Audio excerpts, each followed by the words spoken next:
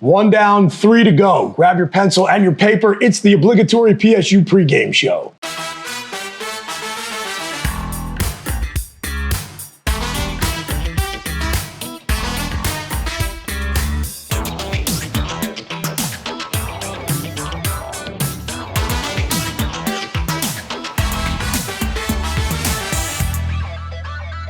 Good stuff, gentlemen. Great stuff, actually. Yep. Rumors circulated that it was going to be too cold, that it was the weekend before Christmas, that people got short notice and there are only going to be 65 or 70,000 people inside Beaver Stadium. The whiteout was going to be a disaster. We wouldn't be able to handle the SMU speed. Yeah.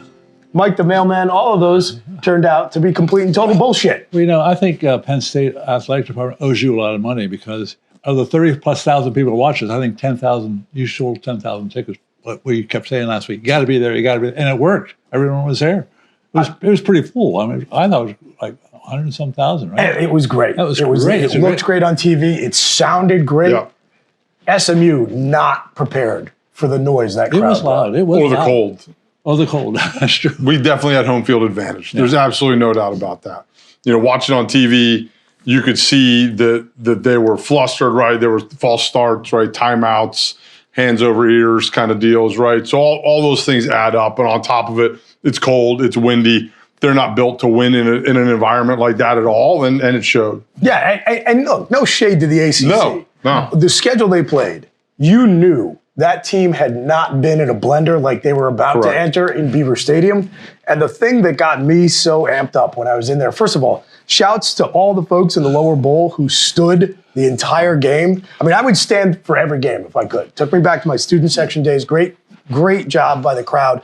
Every time they saw visual cues from the O-line and the quarterback that the noise was getting to them, they took the decibel level to another level. It was awesome. Yeah, it was a great experience, and it was a better game day experience because there were no ads. So every commercial break, there wasn't some stupid crap on the field that was sponsored by some idiot corporation. It was literally just, let's play some music and the college football logo everywhere, and it was just, it was old school. I actually appreciated all the stupid, janky crap that they usually do. Yeah. Defense came to play. The offense, as has often been the case this season, took a little while to get it cranked up, but when they did, they played fine. And all this talk about, well, you know, if the defense doesn't put 14 points on the board, it's a different game. Well, you know, my grandma had a wheel, she'd be a wagon. Yep. So, like, or maybe more appropriately to the season, if ifs and buts were candy and nuts, every day would be like Christmas. I mean, if you put 14 points on the board, and it changes the dynamic of the way you play for the rest of the contest. Oh, yeah, I mean, Drew saved probably his worst game of the year for the college football playoff. Fortunately, he wasn't as bad as Kevin Jennings. So, that really helped. I mean, it's great. It's a top 10 win. It counts. It counts in that record that we've heard so many times. He now has four. It was his 100th one. But, you know, it feels good to be able to beat a top 10 team, even if they're a fake top 10 team. A top 10 team nonetheless, when your quarterback plays like he played, and he can still do it. Right, and that image of Dom DeLuca, you know, all the story, we don't need to get into his story, like with his finger in the air as he crosses the end zone to go up in the college football playoff, like that doesn't give you tingles. Like, I don't know what will. Like, that was just an amazing moment. Warmed my heart, Michael. Yes. To see an Italian-American linebacker make a big play in the first playoff game in Beaver Stadium on Joe Paterno's birthday. The old man was smiling down. And he kept the ball. He ran off the field with the ball. Like, why not? You got to keep that ball.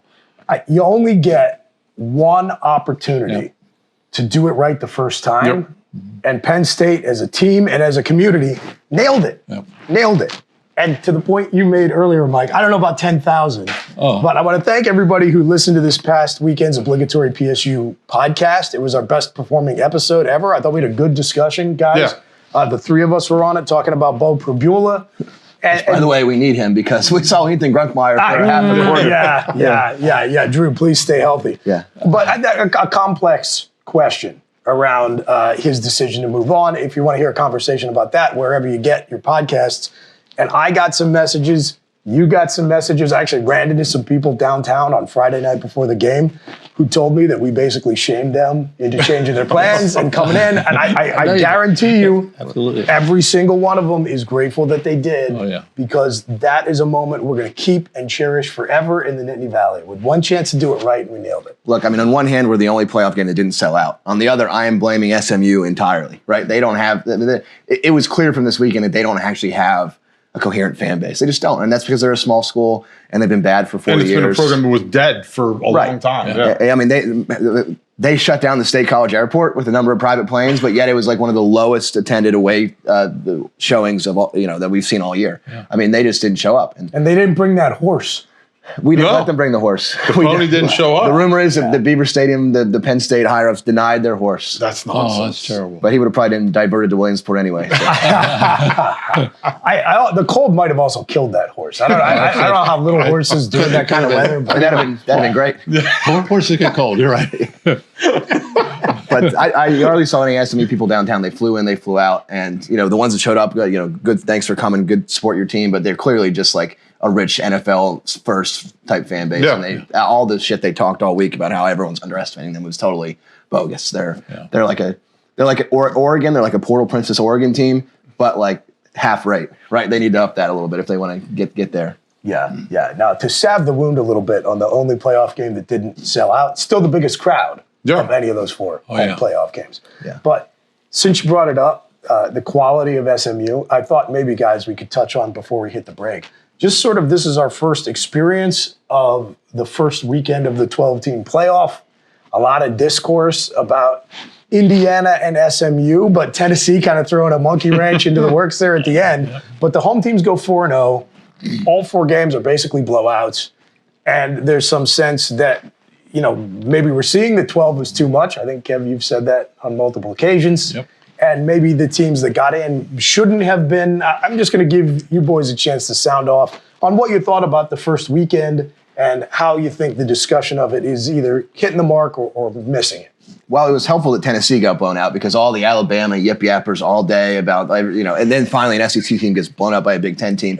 Destroyed that narrative. Embarrassed. Yes. Yeah, I mean, I've always said 12 is too many. I think it should be around 6 to 8. I'm also a big, record guy versus strength of schedule guy because I don't think a team like Indiana should be punished for not randomly getting scheduled Oregon or Penn State during the year, right? Look, no one's denying if Oregon or if Indiana had to play Penn State, Oregon, and Ohio State, they probably lose all three of those games, and they probably don't go to the college football playoffs. No one is saying otherwise, but they shouldn't be punished because the schedule makers decided not to do that to them, in my opinion. So, I mean, I've always said, all right, you get one mulligan, maybe two if it's a weird year, but one mulligan, and you don't get more than that. If you need more than that, you shouldn't be playing in the playoffs. And so, in that sense, 12 I think was a little bit too many. I like it around 8 or 10. There's about 8 or 10 teams you could think, okay, they might have a chance of winning a national championship this year. And I like giving, Boise has no chance of winning, but I like giving a group of 5 at least something to play for. Now, they might beat us, but winning the whole thing. Winning the whole thing.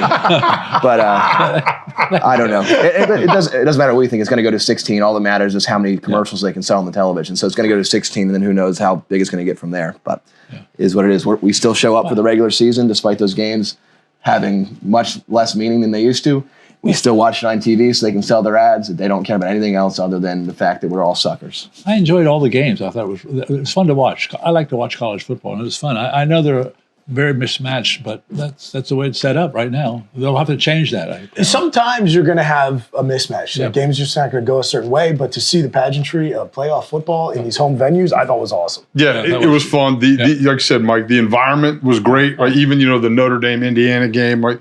Like the environment of those great, the Ohio State game last night, right? That was a great environment, and Tennessee brought a ton of people north, which is cool. They got boat race, but that's okay. But I think when you look at it, though, we're moving into a spot where it's becoming professional football basically from soup to nuts, right? From free agency in the portal to playoffs.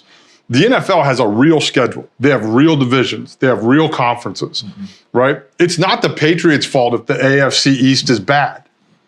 They still win all their games and they go to the playoffs, right? And that's how it works. So, right now, and look, there were blowouts when there was a 4-team playoff. Yes. That's right. I mean, absolute massacres. So, this is more about certain people not being happy that their kid didn't get picked.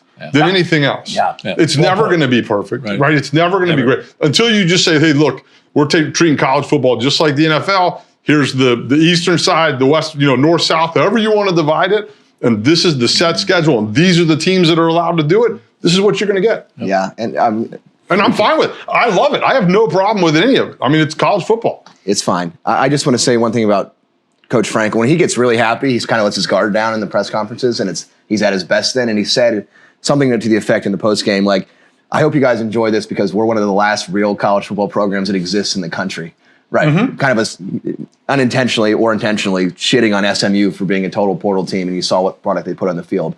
Yeah. It's true. I mean, we have like 6 guys from the portal and like 2 of them play. Right. Yeah. And so all the old school college football stuff, he said all the Lettermen should be proud. Everyone who played here should be proud that we're still doing it the right way. And obviously there's some, you have to make some concessions, but it is true. It's an easy team this year to root for. Absolutely. And we don't have to get to know their names every year. Exactly. Like every other. No, that's huge. Absolutely. So I appreciate him for that. Bo Pragula quitting the team notwithstanding. Yeah. The Obligatory PSU podcast. Get it wherever you find your podcast.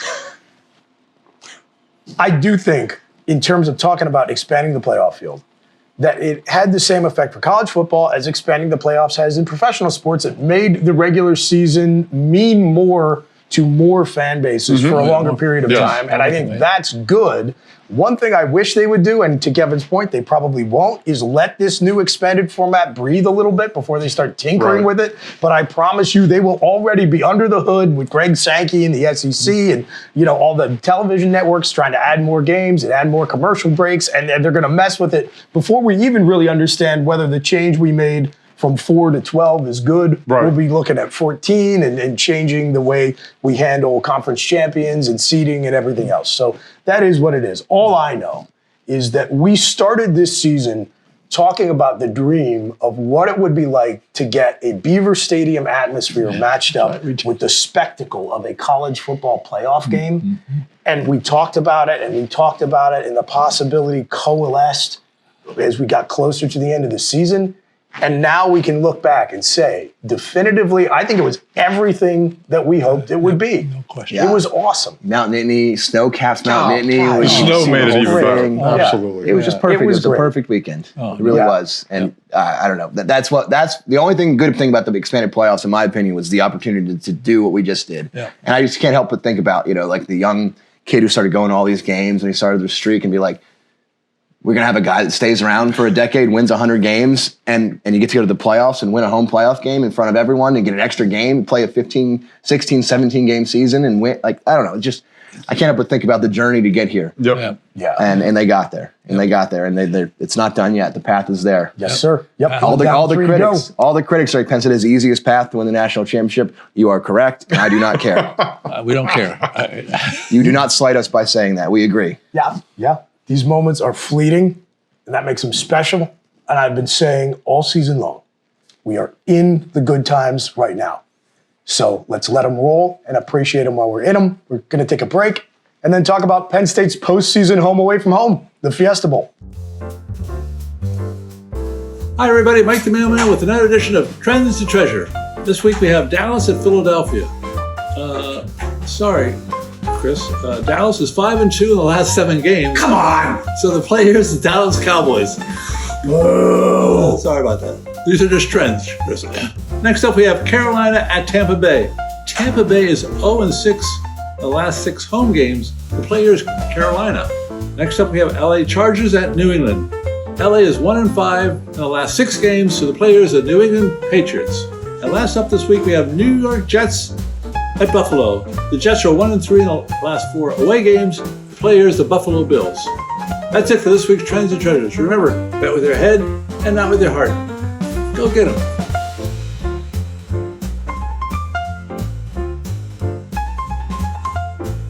This segment of Obligatory is brought to you by Concierge Medical Associates. Whether you're a weekend warrior or elite level athlete, let Dr. Stephen Murphy and his board-certified sports medicine specialists keep you at the top of your game. Schedule an in-person or remote consultation at conciergemedical.ai. And we're back here on the Obligatory PSU pregame show from the We Are in Philipsburg. We are talking about Penn State versus Boise State, the Fiesta Bowl. the second round of the college football playoffs. Yes. I didn't really introduce the panel in the first segment, and now we've already kicked Kevin off from one segment. But I'm your fake host, Chris Bucanani, with campus legend Mike the Mailman and former Penn State and NFL defensive tackle Brandon Noble. And Noble, I'll tell you what, it is not every day that we get to talk about a game that we have a former MVP of sitting on this set. Yes, Mike the Mailman is a heck of a football player. Yeah, absolutely. Yeah, good job. Mike, the 1948 Rose Bowl. I remember that. I know you hate it when we talk about this, but pursuant to the conversation, the 1996 Fiesta Bowl, not 97, offensive MVP, Curtis Enos, there's a name for you. Defensive MVP, Brandon Noble. You guys beat the crap out of the Texas Longhorns. Yeah. Who, who knows? Maybe we'll see down the road this year. Yeah, maybe the first meeting between the two schools. But we wanted to talk to you a little bit. We didn't want Horn in here mucking things up. This is your segment. That's right. Right, with all his positivity. You're right. You win the MVP, you get to be in the catbird seat. So we want to talk a little bit about this year's Fiesta Bowl and concentrating on the Heisman Trophy runner-up from your perspective as a defensive coach. But before we get there, just talk a little bit about playing in this game, which has been very kind to Penn State for a long time. It is. It's a game that actually, I think, thinking back, like my first memories. I'm not from Pennsylvania, right? I'm not even from the East Coast, right? So I'm originally from California. So like my first memories of Penn State as a football team is that Miami went, right? Like that's when to me, like you're like, oh, like I remember watching that game. And so then to turn around and my senior year of high school, they went out there and they beat Tennessee in the Fiesta Bowl, right? And that was, I'd already committed. I was coming to school here, right? And then I ended my career in the Fiesta Bowl. It's been very good to Penn State. The Penn State fan base loves going out there. It's a nice break from the winter weather here in the Northeast that definitely caught up to us this last week in Happy Valley. So it's a lot of fun. It's a great environment. It's a little weird. We were out there in 2018 playing in that new dome, right? Like I remember Sun Devil Stadium, right? That's where we played, and that's where you saw those other games played at. But it's a fun kind of traditional big bowl game. Yeah.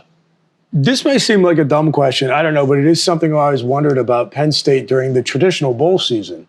When you play, roughly your last month to month and a half, certainly you're practicing in the cold. And then you have the jump where you go a couple time zones away when you're in this game and you're playing in totally different conditions. Now, for you, it was that you were playing, like you talked about, outside in the warm weather in Sun Devil Stadium. This time, we're going into a dome for what I guess is only going to be the second time this year other than the Big Ten title game. Yeah. Does that affect your preparation or your mindset at all? No, I mean it does. Being inside, not as much. Right? When you were outside, definitely, because it could get warm down there this time of year. So are you hydrating enough? Are you taking care of your body? You do have to, and it does get a little bit easier to go out and practice when it's not 2 degrees outside and you're running around. Right? Your body gets moving a little bit faster that way. So it'll be interesting to see the decision about how early they get out there. Yeah, the time difference also is a thing. I've gone across country numerous times in my career to play, and going out that direction is a little bit different. When I was here, Joe took us out 2 weeks early. Yeah. So you got used to everything. Right. By the time you were there, like you were actually on that time. So you'd come home and you'd be 2.5, 3 hours behind, right? Whatever it is I guess it's 3. They're not in mountain time, but so there are some things that you have to acclimate to. But the other thing is, if you go out on Thursday, maybe you just stay on this side of things and work through it. Yeah, the one wacky thing about this new playoff setup, especially if you play in and lose a conference title game like Penn State did, is you're just rolling from one to the next to the next. You're playing more games than any college football team has really played. And your prep time is totally condensed. Like you talk about Joe getting you out there 2 weeks early for a bowl game. You don't have 2 weeks between one kickoff to the next. And one of the things about the old bowl season was you had almost a month and a half to get ready to go play, right? You ended sometime towards the end of November around Thanksgiving. Yeah. And then if you were in a January 1st game, you had 4 or 5 weeks to get ready to go. So it was completely different. This is truly like the NFL, right? It's a week-to-week thing. You maybe get the bye week at the beginning of the playoffs, which some of these teams did. Obviously, Boise did. But there's definitely a different level and a kind of urgency that you have to prepare with now.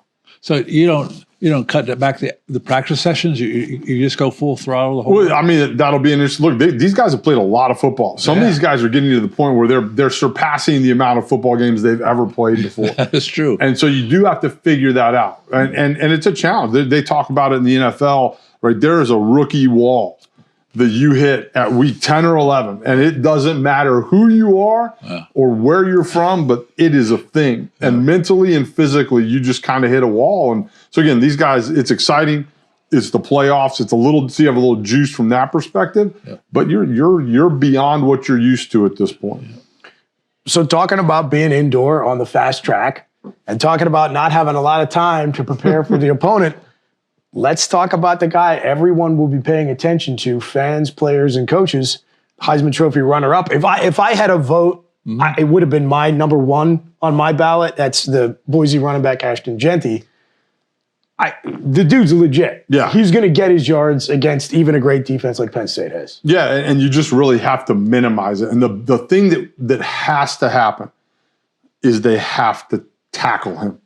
Right, and that sounds so obvious. Which is not music to my ears. No, if I'm being honest. but what I mean by that, at first or second contact, right? So it has to be multiple helmets on the ball carrier, because one thing, even this weekend, watching them play against SMU, you saw those missed tackles out in space. Yeah. You know, you saw the overhangs, you saw the outside linebackers, the safety missing tackles, and against a guy like Jeanty, that's gone. You can't miss. So I think if the goal is to limit the explosive. He's going to get his yards. He's going to get 5, 6, 2, 3, 7, 8. What you can't have is the 90, right? You can't have the 75. You can't even have the 55 that turns into a touchdown. You always have to have that mindset of, hey, we're going to tackle him with multiple bodies on the ball carrier, and we're going to do it in a way that he doesn't get the explosive, especially touchdown, right? Give us one more play. Defend every piece of grass on that field this week. And watching Jeanty throughout the season, he's a guy who can get to the outside and hit a home run. And he has deceptive speed. His ability to change gears quickly is something that I think throws defenses off. Yes. Even though the guy's got practically 2,500 rushing yards. Everybody knows they have to prepare to stop him. There's plenty of tape, and they still can't do it. They do a good job. Their offensive staff knows what they have, right? And they stick with it, too. They stick with the run game. Now, again, quality of opponent, what kind of defenses are they seeing? You know, I don't know, right? I haven't watched a lot. I've watched Penn State play, and the Oregon game, we got exposed a little bit in the front seven from a tackling perspective, right? They were able to run the football on us. Boise's going to get into 12 personnel, right? So Jeanty's going to be back there. They're going to have 2 tight ends on the field. They're going to condense the formation, right? So they're going to have a bunch, right, with 2 tight ends or a tight end wing. There's a lot of gaps right there, right? And defensively, you got to have a hat for every gap. And they're going to pull guys and move guys. But the thing that they really run is a play called duo, which is basically a duo, right? 2. There's just double teams across the board, right? So they're going to double team everybody and work up to a linebacker. And basically, he just has the ability to take the ball wherever he wants. Yeah. And that's where you see that second speed that he has. When he gets through the front seven, he has the ability to take it all the way. And that's what they can't let happen. Ton of pressure on Jalen Reed in this game, I think, because he could be a big difference maker. He's got to be kind of a fixer, right? An eraser, right? He's got to be a guy that if he pops, right, he gets them down and they're able to get, again, Greg Williams, who I played for in Washington, you said, just give us one more snap. Right, give us one more snap. Don't let him take the 70-yarder to the house, right? Tackle him on the 2 and make him earn it the whole way. And I think the defense are probably fired up going against this guy. I think that's going to help them. Yeah, I mean, you have an opportunity to go out there and play against the best running back in college football and arguably the best offensive player in college football. And it's going to be a task. I mean, and he's gonna get his yards. I would be shocked if he doesn't get over 100 yards. Shocked. Same. Can we keep him to 2 touchdowns, right? That's the key, right? Don't give him the big one. Yeah, and to that point, let's talk about Barry Sanders' record. I know we're all talking about this too with Saquon Barkley and Eric Dickerson. I'm not fading anything these younger guys, newer guys are accomplishing. Barry Sanders didn't even get to keep his bowl stats, and he was playing fewer games. Yeah. So, like, all due respect to the great of the great. He may end up with more yards in the stat sheet. Right. He didn't really break Barry Sanders' record, which is nothing against Ashton Genty and what he did. No. But, all hail to Barry, one of the all-time greats. So you guys in your Fiesta Bowl, you went, albeit against a little bit younger Ricky Williams. Ricky Williams and Priest Holmes. Yeah, that's right. Yeah, right. They had a 1-2 punch, of Ricky Williams and Priest Holmes. And they were a load. I mean, Ricky was young at the time, right? Freshman or sophomore, right? Obviously eligible to play in the bowl game, but they were a stacked backfield. And anytime you see a backfield like that, right? Or just like Genty, right? You have to focus on it. And that's the challenge for Tom Allen, right? Is you have to allocate resources, right? Defense is like, you have to allocate resources to something, right? And so if you're going to allocate it to the run game, that means you're going to be light on the back end in the pass distribution. So cover 3, cover 1, you get an extra safety in the box, which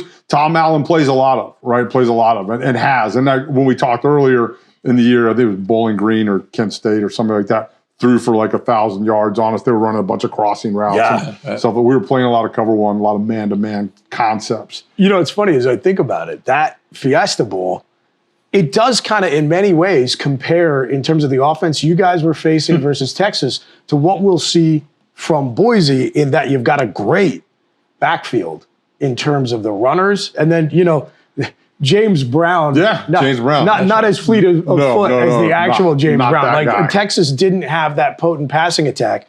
And so just thinking about that game and just thinking about your experience in the NFL and as a defensive coach, when you're in this situation where you have that one guy or they can do that one thing on offense really well, and you can't stop it, you can only contain it, as they say on SportsCenter. But if they have to default to other things, you're going to have a pretty massive advantage.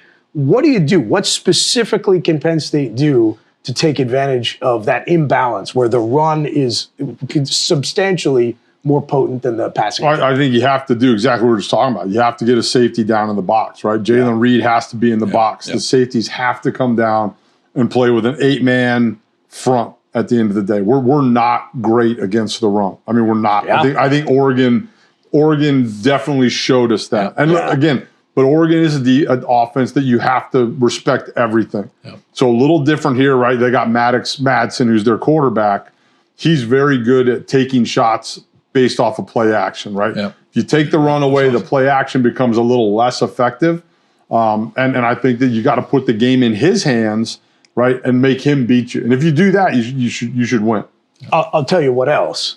Offense needs to be more efficient than they were against SMU because you start putting points on the board, you force that Boise offensive coordinator to get out of his comfort zone. That's exactly right. And you do. And the other thing is you need that. Your offense needs to keep your defense off the field a little bit. Yeah, good point. Against a run-heavy offense, getting off the field and staying off the field for a bit helps a lot. So again, as much as we'd love to see the deep shot downfield, the big explosive play, right, from us offensively, being able to move the sticks and control the clock a little bit will help out a lot. Maybe we ought to bring Mike Yursich back as a consultant for this game, actually. Yeah, slow things down a little bit. We saw the Nittany Lions offense come alive indoors on a fast track in the Big Ten championship game, so high hopes for that in the Fiesta Bowl. Hey, good segment. Yeah, man. Well done. Fun. It's nice having one person on the set who actually knows what the hell they're talking about.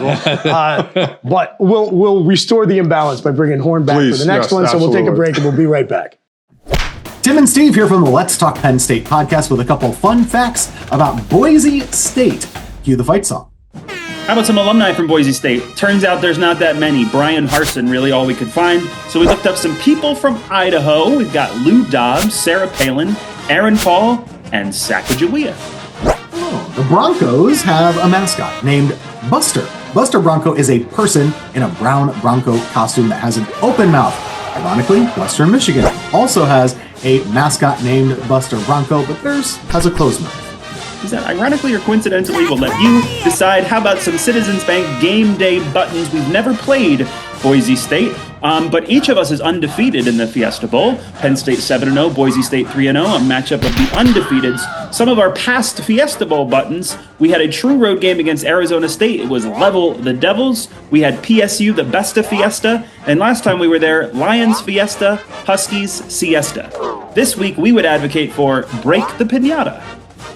I hope we're best of the Fiesta this time, too. You know about the blue turf at Boise, but did you know it debuted a long time ago? 1986, another good year for Penn State, and it also hosts the famous Idaho Potato Bowl.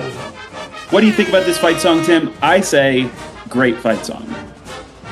10 out of 10. Fantastic energy. I hope the team plays with less energy than their fight song. Go State beat Broncos. Random Number Generator is brought to you by the good folks at Anti-Fragile Brewing Company. Anti-Fragile is the official beer supplier fueling the obligatory pregame show. Anti-Fragile brews incredible beer we all enjoy and recommend. And check out their Moody Culture Kombucha and fill up on Uncle John's cheesesteaks. Check them out when you're in Happy Valley at 324 East Calder Way or anytime at antifragilebrew.com. All right, another random number generator. We've never done this many random number generators in one season. I'm exhausted. I don't even know if we've made this many shows. We made a lot back during COVID. Yeah, we did. Yeah, we did. I have to go back and look. Yeah. But we talked about it a little bit. The Fiesta Bowl is Penn State's place where we go to win games. 7-0. You go all the way back to the 1970s. Beat Arizona State, Ohio State, USC took down Heisman Trophy winner Marcus Allen. Of course, another famous performance against the Heisman Trophy winner. You win a national championship versus Miami. You beat Tennessee, Texas, and then Washington. So, I want to make it 8-0, boys. It also happens to be the only game that the four of us have ever gone to outside of Beaver Stadium at the same time. Yeah, that's correct. The most recent Fiesta Bowl. The 2018 Fiesta Bowl, 2017 season. That was a great time. Hey, can I just get a ruling from you guys since I brought it up? When you talk about a bowl game, do you think about the year in which it was played? Because a lot of them are played on New Year's Day, or do you use the season that earned you the spot in the bowl? Season. Every time someone says the 95 Rose Bowl, I'm like, that's so weird. It's It's terrible. Absolutely. Yeah, mailmen? Yeah. And it throws me off, too. I think we're all with it. Use this season. Okay, don't use the year in which this it was played. Right. Boise also 3-0 in the Fiesta Bowl. And I think this is an interesting matchup of teams. I always look at what's the narrative coming into the game. We talked about it in the first segment. The portal team versus the last of the real college football programs of Penn State versus SMU. I see this as a matchup of, first of all, two programs that really made their national identity with an unforgettable performance in the Fiesta Bowl. Because Penn State isn't Penn State on the national stage in the same way if they lose to Miami. I didn't realize Joe Paterno was the first college football coach to be Sports Illustrated Sportsman of the Year. And that was all because of that game. And that really elevated Penn State's program to another level. And then, of course, we know what Boise did in their first trip to the Fiesta Bowl. The cheerleader proposal. That's sweet. That's good stuff. That's good college stuff. I know you like that. I love it. You like that, Mike. Another way that Boise reminds me of Penn State is that their 2000s into the early 2010s kind of reminded me of the situation Penn State was in when Joe took over. And they had those undefeated teams that just didn't get the recognition because there was a perception that they were playing against inferior competition. Back then, it was a bias against East 3 football.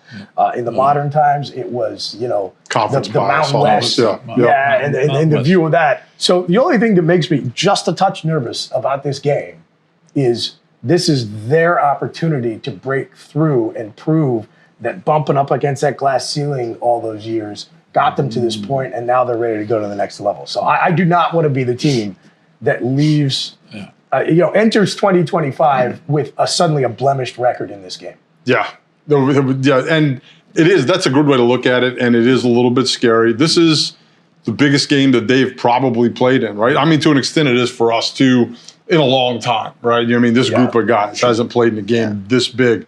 And there is that win and you keep going idea, and then when you're done, right? And it's different now, right? You went to the bowl game, the mentality was different without the playoff, but you got an opportunity to keep playing, and I do think it's a big game for them. It's a really, really big game to prove that they belong. But here's the secret. They're not as good as SMU, according to Vegas and just generally looking at them. Like they played Oregon close in the beginning of the year, and obviously they have Genty, who's like a generational talent, but just running over like inferior defenses, which is a lot of fun to watch. But it is what it is. And so since that Oregon game was, oh, Boise's legit. Oh, this Genty guy's legit too. He's going for a record. That they've sort of coasted on that narrative, fairly or unfairly. They're not that good. They're not a balanced team. They got one guy. They really do. And their quarterback, I think his name is Maddox Madsen, named after Greg Maddox, the pitcher. I don't know, whatever. He's an efficient guy, but they don't throw that much. They hardly throw. Don't have to. They don't have to because they just hand it off. So I said last week that I was if we beat a top 10 team finally, I was going to pick us to win by 3 touchdowns. I'm going to do that later when you get to me. But I'm not. Thanks, Kevin.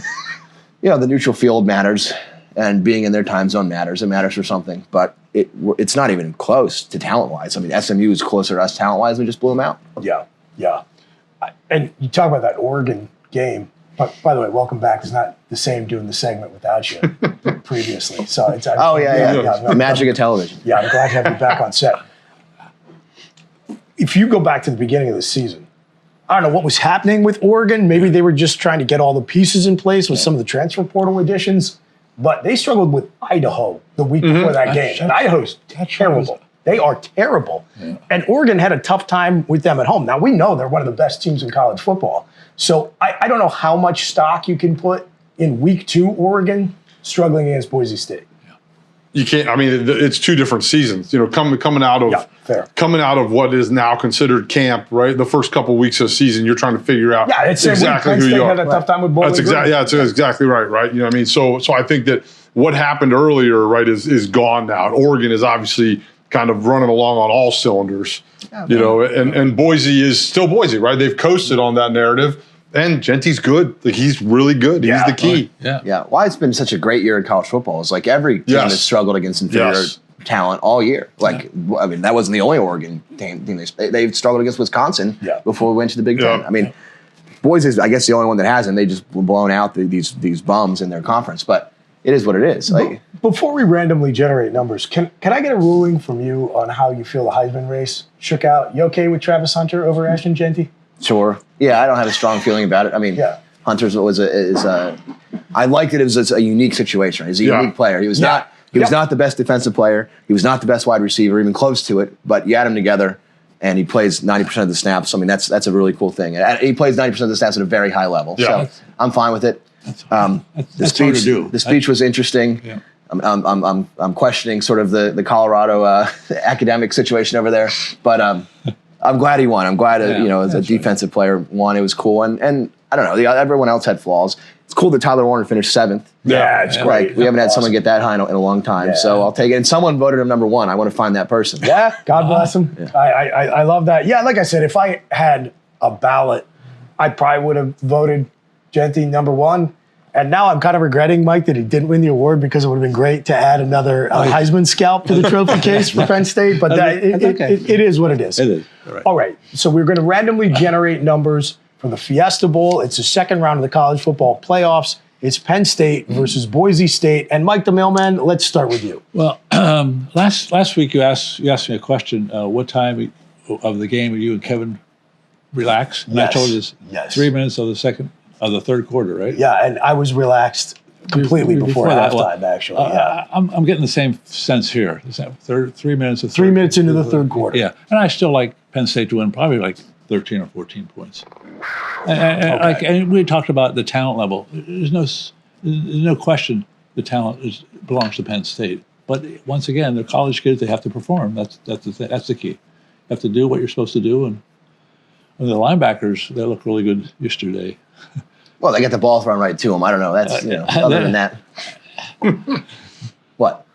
You ready to randomly generate? I guess. I mean, I said I was going to pick him big. I'm still going to pick him big. Boise State's defense is bad. SMU, they had something to rest their laurels on, right? Mm-hmm. They were one of the best run defenses in the country. And not bad in the secondary, but not great. Boise is just bad at defense. And our strength, which is the defensive front, matches up well against the only weapon they have. So I think this game can get out of hand. I'm going to go 42-14 Penn State. I think I think our second string defense will give up a couple Genty bombs, but other than that, I don't see how these guys score. I really don't. Thanks a lot, by the way, for a second consecutive week. I'm sure we're gonna have some Boise State fan calling us all fat in the comments. Thanks very much for that. Appreciate it. Just you can criticize. Go after me. I don't care. They're not. Those guys are unshaped. I thought that was totally unfair to you and Mike the Mailman. Guilt by association, guys. All right, I guess it's my time to randomly generate numbers. Yes. I do think when I look at matchups that could be concerning for Penn State, other than the obvious, which is Genty is a legitimate talent who will get yards against even good defenses. I do think Boise is going to find some ways to make Drew Aller uncomfortable. Like their pass rush is pretty active. Yeah. Not hard, by the way. Fair. And that was going to be my point. They can get to the quarterback. And Drew has looked a little unsure of himself, and we saw that in the game last week against SMU. That said, Mike, I think you're right. It's just like a talent disparity. It just is what it is. You look at Boise's schedule and you see where they've struggled. They have not faced competition the caliber of what they're going to see from Penn State. I think offensively we are going to push the defense around, especially as we get into the second half. I've got a pretty comfortable win. I've got Penn State winning this one, let's say 38-21. That's randomly generated numbers. That was pretty random. Yeah. Very nice. I let you go last. And Yes. if you prefer, take I us do. out. Yep. Let's go 36-18. I don't know, man. It's random. It's random. That's the point. It's random. It's an RNG. That's exactly right. I do not want to see how they get to 18. I'm sure it'll be horrible. Look, I do think that. Boise's, they've had a week off, right? You got 2 weeks to prepare for an opponent. Yeah. You have a little bit of an advantage there. I know that was something that we used to have. I always felt very comfortable going into bowl games, with the staff that we had here at Penn State when I played, because you gave them enough time to prepare and they were able to figure some things out. And so maybe we beat some teams that we weren't necessarily as athletic as or better than, and so from that perspective, I think Genty's going to rip a couple big ones off. Yep. Look, I'm not sold on our linebackers. I'm still not. They had the ball thrown to them a couple times, which in the run front, Oregon exposed us. Yeah. Oregon ran the football on us. Yes. Now, we can definitely allocate more resources to the run front because they don't throw the ball as well. So, but I do think he rips a couple off, and I think maybe the quarterback, Madsen, puts one over our head. Maybe kick a field goal. I don't know. 18. Yeah. I don't even know how you get to 18. I don't know anything about Boise State special teams. I'm just going to assume they're better than ours. I'll throw that in there. Fair. I can't be positive the whole show. But it's a win. It's 8-0 in the Fiesta Bowl. We are nervous about Boise and Boise Fiesta Bowl magic. And that's awesome. You're right. The more interesting question is, how many punts above 30 yards will Riley Thompson have? That'd be a good random number. That's a great random number. A couple, maybe. Yeah. Now I got to figure out how to take us out on a positive note. Sorry. You terrified me about I just thought he held it all in for so long. I was so happy yesterday. Then I'm thinking, wait a second. Let me think about this game again. Oh, awful. Anyway.